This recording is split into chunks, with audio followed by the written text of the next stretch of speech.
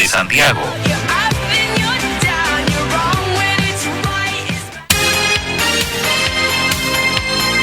Radio U Central 107.1 FM y radio.ucentral.cl presentan Ciudad Educativa, una visión a la actualidad de la educación en todos sus espacios y dimensiones. Conducen María Victoria Peralta y Loredana Ayala. Muy buenos días, queridos auditores, queridas auditoras. Aquí estamos nuevamente en un no muy cálido, pero con aire limpio, lunes de este mes de junio. Un poquito más puro el aire. Claro, que eso es muy bueno, así que hay que aprovechar de salir con los niños, no cuando haga más frío, pero al mediodía, un poquito de ir al parque, etcétera. Antes que se nos venga la lluvia de nuevo, Victoria. Esta semana dicen. 2 frentes de mal tiempo, dicen por ahí los meteorólogos. Así es, pero el agua, claro, ha caído en exceso, pero en algunos lugares, como en la cuarta región, está siendo muy bienvenida. Bendita porque agua. Está juntándose al fin agua y vamos a tener otros buenos productos de esta lluvia. Y en su programa, el programa Ciudad Educativa, donde, como usted sabe, todos somos educadores, no solamente los que somos profesionales, porque todos tenemos un rol que hacer para que esta sociedad sea mejor y podemos aprender de todo. Así es. Ese es el sentido que tiene este programa para nuestros auditores que se nos estén sumando ahora y de nuestros muy distinguidos y variados invitadas que siempre tenemos aquí en Ciudad Educativa, ¿no? Tenemos una súper invitada, bueno, todos tienen su lado, pero esta súper invitada es muy especial porque además es nuestra jefa. Entonces vamos a tener que portarnos bien en el programa, Victoria. Nada de hacer travesuras hoy día. No, ya la vamos a presentar, pero queremos decir que hoy día nos acompaña nuestra decana, que le vamos a pedir a ella que se presente, la decana de la Facultad de Ciencias Facultad de Educación, ¿verdad? Que le quitamos ya una parte de Educación. Le hemos cambiado varias veces el nombre, pero ahora solo queda Facultad de Educación de la Universidad Central. Claro, que es la facultad donde están todas las carreras de pedagogía, ¿cierto? Y todo lo que tiene que ver con investigación. Bueno, ella nos va a contar, porque la idea es que ustedes también aprendan un poquito más de cómo se organiza la universidad. Oye, Victoria, pero ¿sabes qué? Yo quiero contar que además es una colega de nosotros. Ay, pero ¿qué será el secreto? Que ya le vamos a preguntar dónde estudió y todo eso. Yo quiero decirlo al tiro, porque hay que sentirse orgullosa. Al tiro para que ella nos cuente algo. Buenos días, querida decana. Bienvenida a la radio de Universidad Central. Muy buenos días, María Victoria y Loredana. Un gusto de poder compartir con ustedes aquí en esta sesión de este programa y sin duda poder compartir con ustedes y conocernos un poquito más y conocer entonces y compartir con ustedes algunos elementos propios de la decanatura y, por cierto, seguramente de algunas otras proyecciones y otros temas que saldrán. Claro que sí, pero antes de hablar de los desafíos que es asumir, digamos, el liderazgo de una facultad de educación, que siempre es tan compleja la educación. Y todos se puesto en ella, ¿no? Sí. Sino que en el mundo, ¿no? También queremos conocerte un poquito más, porque tú llegaste a esta universidad hace poco también, entonces queremos saber un poco más de tus actividades profesionales en otros lados también, para que nos cuente un poco cómo ha sido tu trayectoria, ¿no? Eso también vamos a conversar en este programa Ciudad Educativa, pero partamos con música, Victoria. Bueno, a ver, aquí una observación, querida decana. La DJ de este programa es Loredana. Entonces, para mí, bien. Según el tema, ella selecciona la música. Y yo no he visto todavía la pauta de hoy día, ya la voy a ver. Yo decía, ¿qué música se le irá a ocurrir para una decana de educación? Ya. Veamos qué se le ocurre. Bueno, vamos a partir con una canción vinculada a la mujer, ¿no? A la mujer empoderada, porque aquí en este programa Ciudad Educativa, en esta oportunidad, tenemos 3 mujeres, digamos, empoderadas de la vida, ¿no? Mujeres que asumen a veces diversos tipos de desafíos laborales y también personales. Así que aquí está Julieta Venegas con su canción Mujeres. Escuchemos. Muy bien. Bueno, este es el... ¿Sí? Estamos en Radio Universidad Central 107.1 de tu diario, en tu programa Ciudad Educativa, esperando que Francisquito nos prepare la canción que tenemos pensado para comenzar con esta conversación con Andrea Figueroa, que es la decana de la Facultad de Educación de la Universidad Central. Así que ahora sí, vámonos con Julieta Venegas y su canción Mujeres. Estamos presentando en Radio U Central y radio.ucentral.cl Ciudad Educativa, con la conducción de María Victoria Peralta y Loredana Ayala.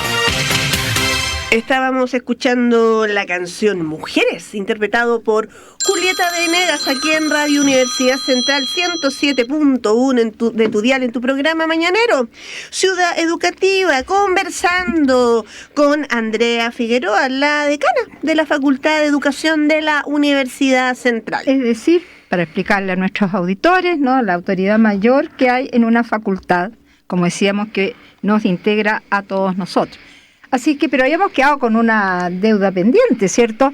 Que ella nos contara un poquito de ella, dónde estudió, ya que adelantaste que ya ella es colega nuestro, y algo en lo personal, claro, qué le gusta, qué sé yo, para conocer algo de ese otro lado, ¿no? Sí, justamente. Bueno, compartí con ustedes que yo siempre quise ser profesora. Uh-huh.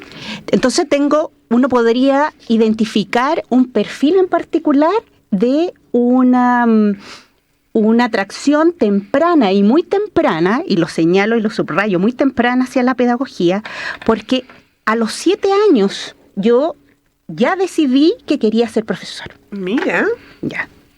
Y bueno, en el camino y en la trayectoria de la vida, sin duda, te van marcando distintos profesores, con una clara inclinación, yo diría que en los juegos tempranos. Y eso es un tema bien interesante, como en las trayectorias y en las biografías. Uh-huh. Jugaba efectivamente a ser profesora, pero no era cualquier profesora de lenguaje. Yeah. Y fue así como empezaron mis primeros acercamientos con los textos escolares, con las prácticas docentes, jugaba con mis amigos. Entonces yo era la profesora y particularmente de lenguaje. Entonces estudiaba los textos escolares y además entonces revisaba y les solicitaba a mis amigos sus cuadernos para poder trabajar, y entonces afianzaba sobre todo lo que era manejo de la lengua. Así comencé.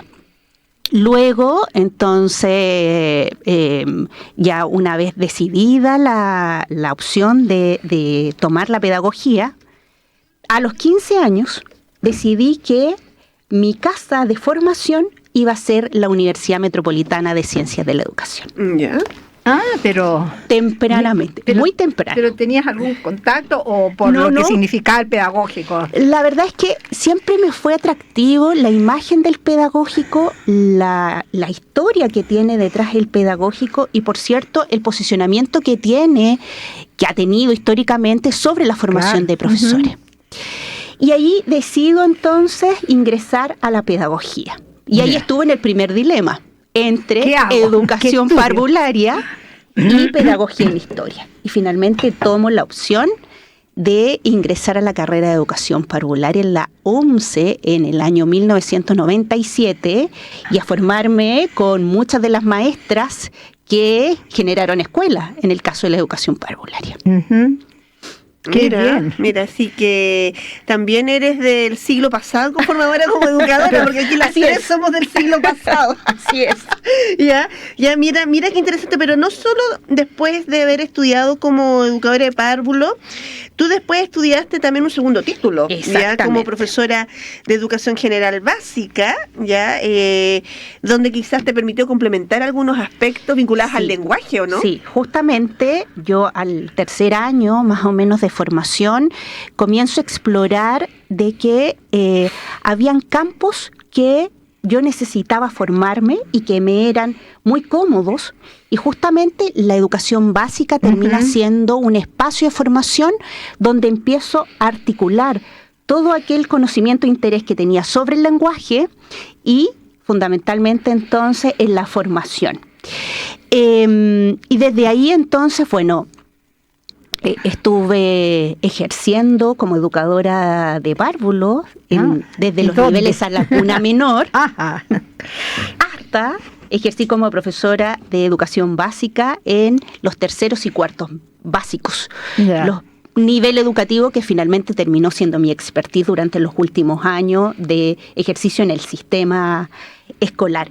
Y particularmente mi experiencia en el espacio escolar estuvo centrada en colegios de alta vulnerabilidad y en sectores de alta vulnerabilidad. Por tanto, me permitió también tener ese acercamiento que ya con una sensibilidad en la formación, entonces podía poner a disposición también. Muy importante, porque una de las cosas que yo siempre, cuando comentamos la formación de los tiempos actuales, y yo, bueno, como aquí yo soy la decana, pero en otro aspecto, la decana en edad, ya.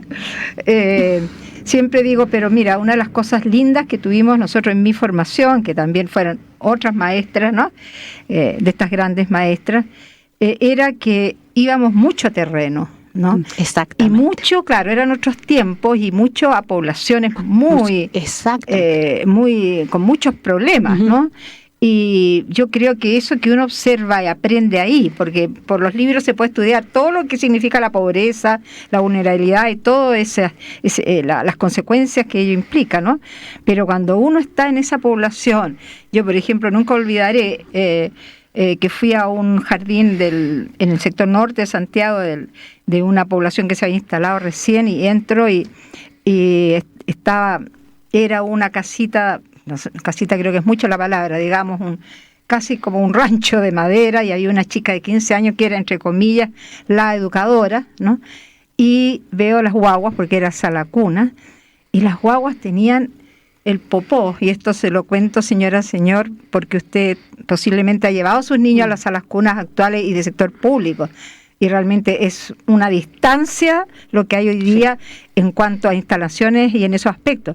Los popós de los niños eran cráteres de lo cocido que estaban, y no había pañales, y en esa época no había pañales, ni siquiera pañales desechables, ¿no? Pero hasta los de género, ¿cuál era el género típico de los pañales de antes? No me acuerdo, pero era uno muy así livianito.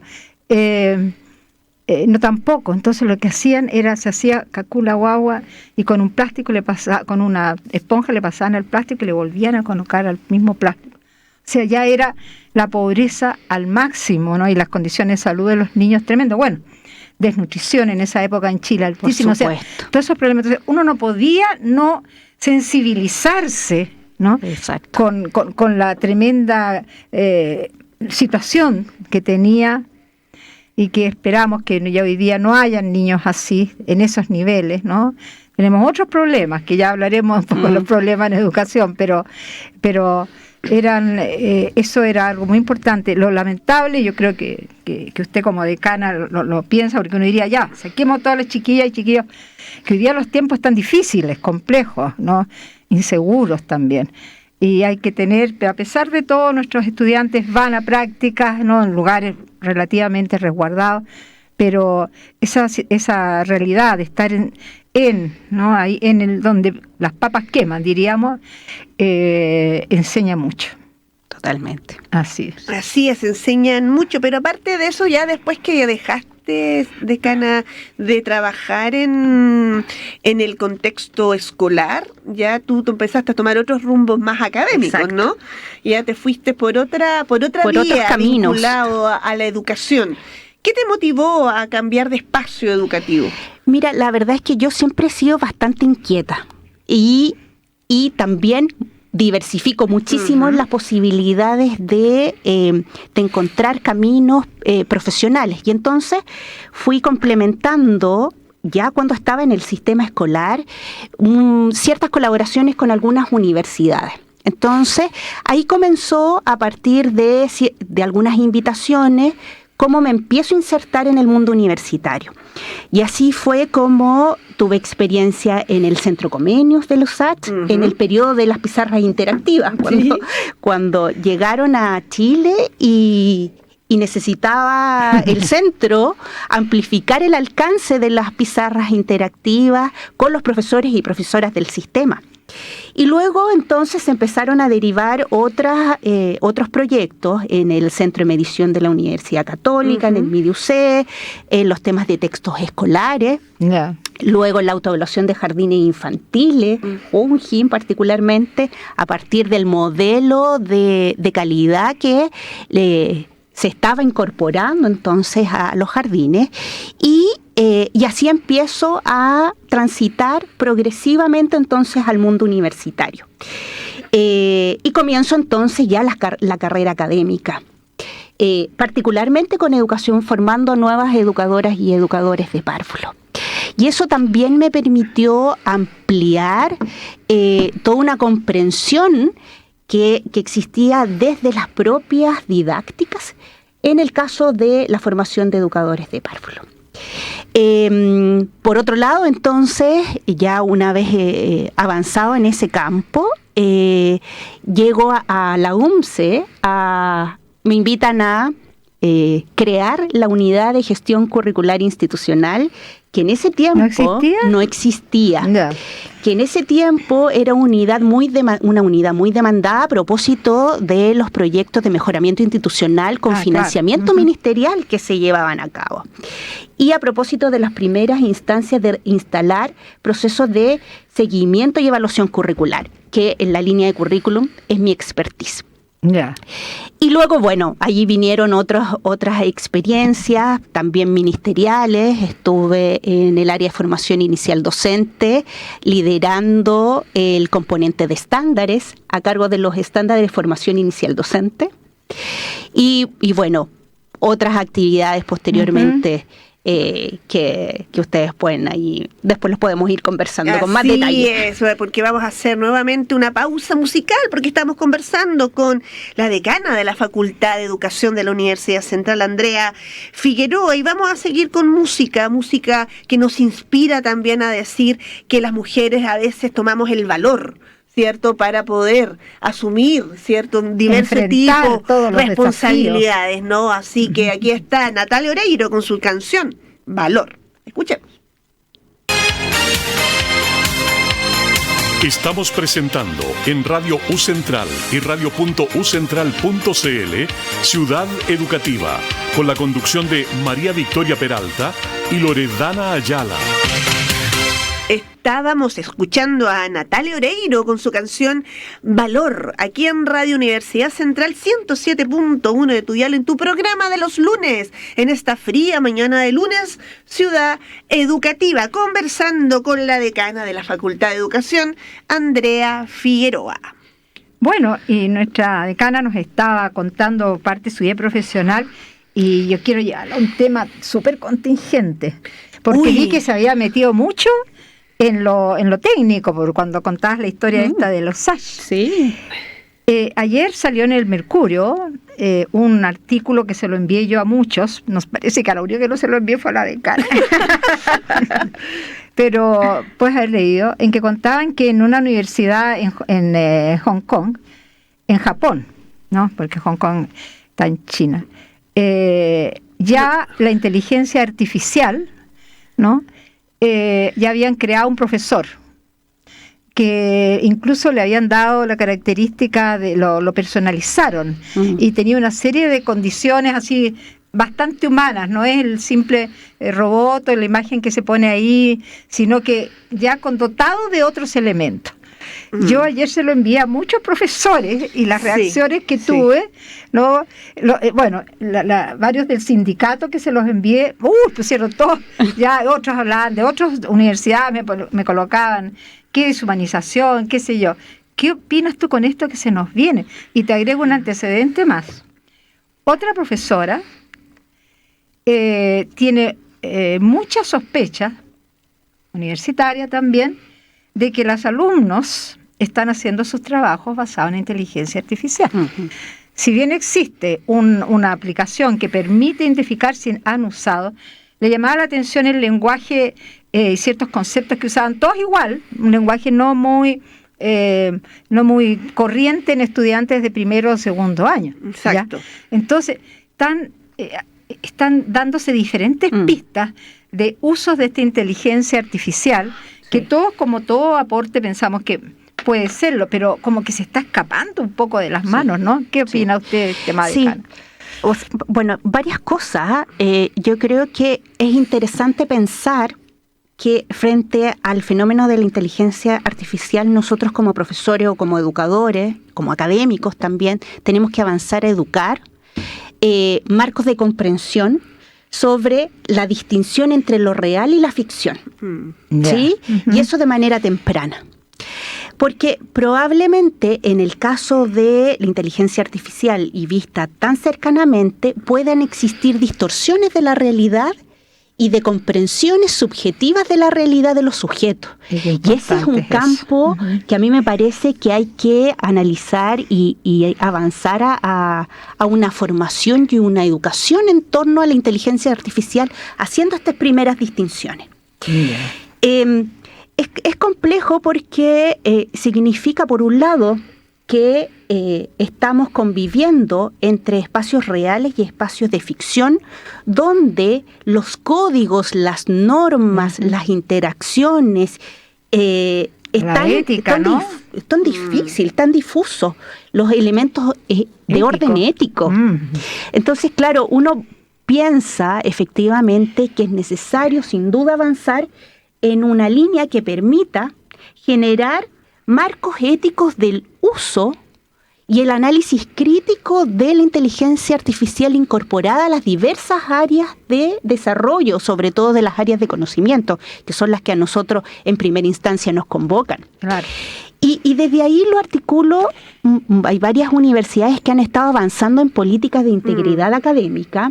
Me parece que es muy necesario establecer marcos en los cuales se puedan distinguir claramente cuáles son entonces los aportes de la inteligencia artificial, pero también con los límites que ésta tiene para la incorporación de esto en las producciones académicas y científicas, no tan solo de los estudiantes. Exacto. Por cierto, hay que mirar también, otro tipo de producciones. Sí. A mí eso a mí también de alguna manera me llama altamente la atención, porque a mí me ha pasado que yo quedo como en la sospecha, porque uno tampoco puede decir sí, efectivamente, pero uno queda con la duda, ¿no? Exacto. Con los estudiantes, etcétera, si usan o no efectivamente la inteligencia artificial, porque además la normativa es súper ambigua. Exacto. Ya, entonces uno tampoco puede, entre comillas, de alguna manera hablar con el estudiante diciéndole usted usó inteligencia artificial y cuáles serían como las posibles, no digamos sanciones, pero ver cómo vamos a solucionar el tema de que hizo un trabajo que requería cierta reflexión del estudiante, ya de alguna manera, que es la que uno busca a veces, lo que es la formación profesional, en este caso de los futuros profes, y no se logra. Exacto. Ya entonces el estudiante, por hacerlo quizás más fácil de alguna manera este proceso, utilizan esta técnica, por llamarlo así, o esta tecnología, por llamarlo así, que cambiar quizás los sistemas de evaluaciones. Los sistemas de evaluación y la estrategia efectivamente que usa también el docente en la universidad en lo que es la formación, en este caso de profesores, porque si ya un futuro profesor está tergiversando el uso, el manejo de la inteligencia artificial, que se espera también de los que ellos van a educar. Sí. Probablemente ahí yo creo que vamos a tener que avanzar muy sostenidamente, más que concebir los procesos de argumentación escrita, que es la tradición en la academia, ¿no? Claro. Avanzar a considerar en nuestros procedimientos evaluativos la argumentación oral como marco entonces para analizar y para observar entonces las capacidades y las habilidades analíticas del estudiantado. Así es. Y desde ahí entonces pensarlo, porque probablemente se puedan incorporar elementos de la inteligencia artificial y la respuesta, pero situarlas en contextos o potenciales actuaciones profesionales también entrega un marco contextual que a veces, que si tú no te has apropiado de ese conocimiento, difícilmente puedes dar una respuesta acertada para aquello. Yo creo que es un tema, porque la inteligencia artificial de todas maneras vino para quedarse, no la podemos negar, ya, pero tenemos que aprender a hacer un buen uso exactamente de la inteligencia artificial. Otra profesora me decía, me decía que estamos en la prehistoria de la inteligencia artificial. O sea, estamos conociendo unas puntitas de lo que pueden hacer nosotros, seres comunes y corrientes, ¿no? Claro. Porque lo que se puede hacer con ella es mucho más ¿ya? Y nosotros todavía ni lo sospechamos. Entonces, es un tema que se nos viene, como decía usted, decana, vamos a tener que todos prepararnos para ello, para tener las herramientas y saber distinguir. O sea, por ejemplo, cuando fue el Panamericano, esto de que crearon un Julio Martínez que daba la bienvenida y era por inteligencia artificial, a mí me pareció pero lo más deshumano que podía haber. O sea, saber que era una cosa inteligente artificial la que estaba dando, ¿qué sentido tenía eso? Y eso en un evento de esa naturaleza, ¿no? Que a todos los chilenos, por lo menos de cierta generación, Julio Martínez significaba un señor respetable que tenía sus ideas bastante claras. Entonces, se nos está sumando por aquí, por allá, y ¡ay! Y la educación a veces siempre queda como atrás en este tema y deberíamos quizás avanzar.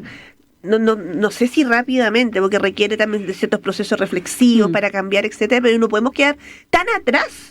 Ya, porque a veces quedamos demasiado atrasados en lo que involucra, por ejemplo, este tema de asumir el desafío que es quizás manejar nuestro contexto educativo con la inteligencia artificial. No, y el posible reemplazo del profesor, porque eso es lo que está pasando. Sería terrible. Ya, si ya le pusieron hasta personalizaron un profesor muy amable, dice que dice la noticia, muy cariñoso, muy afectivo. Es decir, aquí ya. Pero ahí es donde yo creo que más que nunca los temas netamente humanos, ¿no? Como decíamos, la ética, la solidaridad, la generosidad, las virtudes, son los que la educación va a tener que centrarse más en ello, porque eso no sé si lo puede hacer uno de estos seres inteligentes, ¿no? Y eso es lo que quizás un estudiante busca de uno, que uno sea quizás una muestra de un ser humano, que no vamos a decir modelo porque eso no existe, pero que toma la vida con seriedad, que trata de hacer las cosas bien, que es justo y todas esas cosas, ¿no?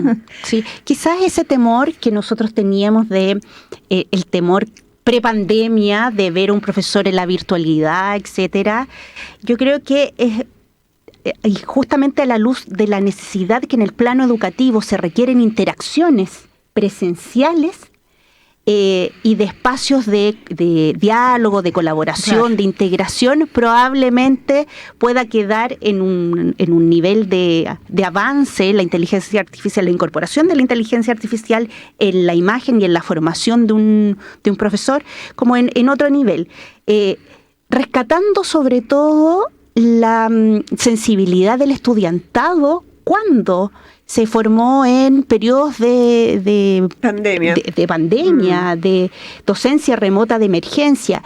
¿Cuánto de vital fue la imagen y la presencialidad y las interacciones presenciales entre los docentes, entre los educadores, entre los académicos y sus estudiantes? Eso es algo que fue realmente muy valorado. Hoy día, toda vez que por distintos motivos las sesiones entonces transitan a modalidad virtual, en el estudiantado yo todavía he percibido que hay cierta resistencia justamente por aquello. Así es. Bueno, sigamos con música. Sí, música que ahora sí nos va a inspirar para hablar del tema que nos convoca por el liderazgo que tiene, ¿cierto?, nuestra decana de la Facultad de Educación. Aquí hay un tema asociado a la educación. Aquí está la canción El Legado, una canción para la educación. Escuchemos.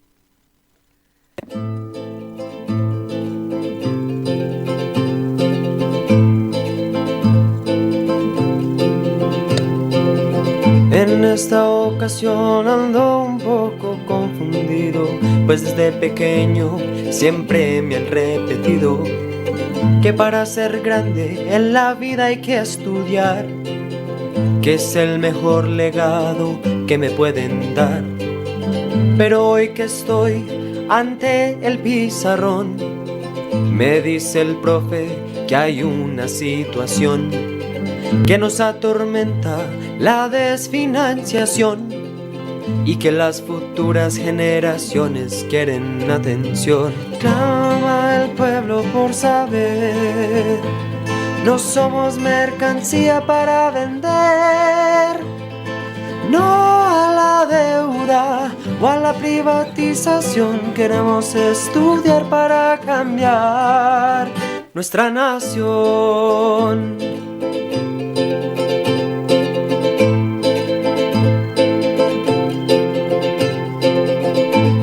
pasará con el niño sin recursos?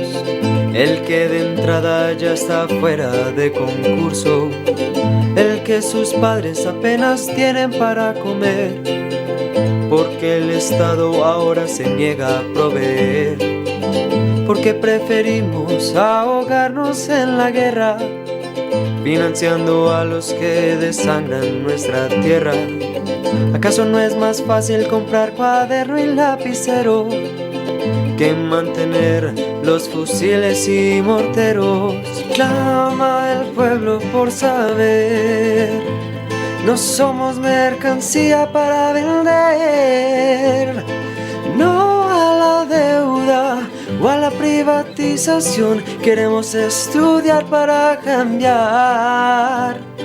Clama el pueblo por saber, no somos mercancía para vender. No a la deuda o a la privatización, queremos estudiar para cambiar. Queremos estudiar para cambiar. Queremos estudiar para cambiar. Estamos presentando en Radio U Central y radio.ucentral.cl Ciudad Educativa, con la conducción de María Victoria Peralta y Loredana Ayala. Estábamos escuchando la canción El Legado, una canción para la educación aquí en Radio Universidad Central 107.1 de tu dial, conversando con la decana de la Facultad de Educación, Andrea Figueroa. Y ahora sí nos vamos a la pregunta más compleja. ¿Cuáles son los desafíos que tiene como decana de la Facultad de Educación? Para nuestra facultad, tanto reales y sus sueños, ambas cosas. Porque claro, aquí se conjugan dos planos, claro, ¿no? Obviamente. La verdad es que bueno, una vez que las autoridades me invitan a tomar el desafío, sin duda, lo primero que fue es reconocer entonces una facultad, en primer lugar, que tiene mucha historia. Sí. Es una facultad que además 2 de sus carreras tienen una amplia tradición. Fundadoras, ¿cierto? Pero también una amplia tradición no tan solo al interior de la universidad, sino que han marcado la agenda de la formación en Chile. Y es el caso de la Escuela de Educación Parvularia y la Escuela de Educación Diferencial. Entonces, ese elemento contextual uno nunca lo puede perder de vista a la hora de comenzar a trabajar en un nuevo desafío. La facultad, bueno, hay varios desafíos que tiene, más bien tiene un nivel de desarrollo que hoy día nos invita, sobre todo por las exigencias externas y contextuales, ¿no?, a fortalecer primero lo que son los procesos de atracción a las carreras y programas de pedagogía. Ese es el primer desafío. Cómo nosotros como facultad incidimos, detectamos tempranamente inclinaciones hacia la docencia que nos permitan entonces formar a nuevos profesores, profesoras, educadores y educadoras. Y en un contexto nacional donde la matrícula hacia las pedagogías ha ido en descenso desde el año 2017. Así es. Con algunas áreas, las ciencias básicas particularmente, con un descenso importante. Nosotros vemos en las macrozonas norte particularmente y la sur que existen carencia de profesores que se estén formando y que puedan ocupar potenciales plazas en los distintos territorios escolares. Las carreras, por ejemplo, de matemática que tenemos nosotros en la facultad, también está en este contexto. Entonces, uno pensaría que el principal desafío para proyectar una facultad justamente es incorporar más estudiantes con perfiles cualificados y perfiles específicos de inclinación hacia la docencia que permitan entonces una vez terminado el proceso formativo, insertarse en los espacios y los territorios escolares. ¿Y cómo se hace eso, decana? Ahí vamos. Vamos viendo como medidas específicas. Sí. Una de las cosas que hemos estado trabajando durante las 2 últimas semanas es revitalizar el programa de acceso a las pedagogías que la Facultad de Educación tenía como ya certificado y en reconocimiento desde el año 2021. ¿Sí? Y entonces la posibilidad de revitalizar ese programa nos permite visibilizarnos con nuestros centros de práctica, con los liceos técnicos profesionales, para ir detectando tempranamente estas inclinaciones hacia la pedagogía e invitarlos a que se formen con nosotros, con nuestras distintas propuestas formativas que hoy día están en un proceso de innovación curricular. Ya conocernos, ¿cierto? Y claro, por cierto, reconocer y visibilizar a nuestros académicos que han hecho aportes en las distintas áreas. El segundo desafío, también contextual, son avanzar a un mayor número de años de acreditación de nuestras carreras y programas de pedagogía. Sin duda, los nuevos criterios y estándares para carreras y programas de pedagogía que entraron en vigencia el año 2022 nos imprimen un desafío mayor, porque no están solo están vistos desde la condición basal de ciertos procesos de gestión académica, sino que hoy, cómo esos procesos se instalan, son sostenibles en el tiempo, se realizan seguimientos, pero también nutren a la formación e integran entonces también información para la toma de decisiones de nuestros directores y nuestros equipos académicos. Y el tercer desafío está situado sin duda en avanzar a la complejización de los perfiles académicos que permitan entonces ir articulando la docencia, la investigación y la vinculación con el medio como una función esencial y que no está fragmentada de la tarea de docente. Porque en ese espacio entonces de generación de conocimiento en otras áreas se nutre también la docencia. Y desde ahí entonces los 3 desafíos importantes en materia de la Facultad de Educación están en esos marcos. Sin duda hay otros que estamos explorando toda vez que tenemos que articular nuestras carreras y programas de pedagogía con toda la línea de desarrollo profesional docente en el marco de lo que es el sistema de desarrollo profesional docente también. Y con la política pública, ¿no? Porque eso es un área que yo, en general, en todas las universidades noto un poquito, unas más, otras menos, media débil. Sí. Porque como están pasando muchas cosas, ¿no?, en políticas públicas, una tras otra, ¿no? Sí. Y bueno, eso nos obliga a nosotros los académicos, ¿no?, y todo docente, estar como bastante al día de aquello, porque los tiempos avanzan, ¿no? Y el saber también, hay que tener cuidado de que no se encasillen en el tiempo y se cristalicen, como dicen algunos, ¿cierto?, los programas en el tiempo y los sílabos y todo eso, ¿no? Entonces, hay que darle dinamismo, ¿no?, y relación con el medio, que es donde se está discutiendo y haciendo educación. Así que eso es bien importante. Sí, y ese es un tema importante. Yo creo que toda facultad de educación, sobre todo, no se tiene que alejar ya del contexto, que no es solamente que los estudiantes vayan a práctica, a diversos contextos educativos, sino que tiene que ver con la formación de todo tipo de profesor o educador, digamos, desde el rol que involucra a los docentes, también situarlos en los contextos desde las políticas públicas, desde las distintas formas quizás que existen para educar, ya sea aquí en Chile, y también las nuevas reflexiones que a veces vienen de otros países hermanos latinoamericanos, porque hay que también valorar nuestro continente, como también ciertas propuestas educativas de otros continentes como Europa, Asia, y por qué no África, que hay que ir conociendo también diversos tipos de realidades, y a veces siento que nos enclaustramos tanto ya en ciertas cosas, y sobre todo a veces siento que el pecado a veces de tener que acreditarnos y estar mostrando la evidencia de la acreditación, y aquí voy a apelar lo que involucra lo que es acreditarse, que no es culpa de la facultad, sino que de un sistema, ¿no? Nos aleja Ya nos aleja mucho también de las realidades y de los contextos que tan necesariamente tenemos que situarnos, comprender y formar al educador y al profesor en esa realidad. Entonces muchas veces los egresados dicen, no, pero es que nos formaron de tal manera y el contexto era otro. Entonces ahí hay otro desafío que involucra también a una facultad de cómo nos situamos en la realidad. Exactamente, porque yo creo que nosotros debiésemos pensar en conjunto y como comunidad en hacer articulaciones entre lo que son las políticas públicas y el impacto que éstas tienen en la formación de profesores en nuestro país, particularmente en una facultad de educación como la nuestra, con 7 carreras desde educación infantil hasta la secundaria, de modo de incorporarlos, pero también hacer análisis críticos de cómo los marcos de política nos contribuyen a normar, a ampliar y a desarrollar, pero sin embargo también puedan generar modelamientos estereotipados o estandarizados de lo que significa la formación.